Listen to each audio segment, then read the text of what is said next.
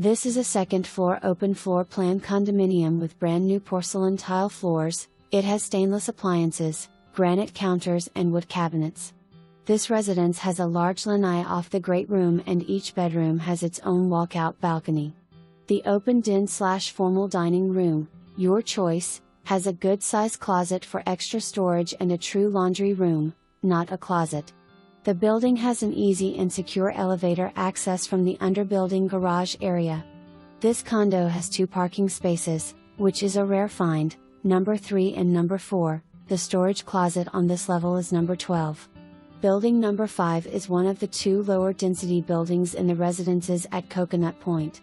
This is urban living at its best, walk to shopping, restaurants and movie theater, and of course the Bonita beaches are just a few miles south, and traveling is easy with the Southwest Regional Airport a short drive north. The low monthly fees include basically everything but electricity and your personal condo insurance.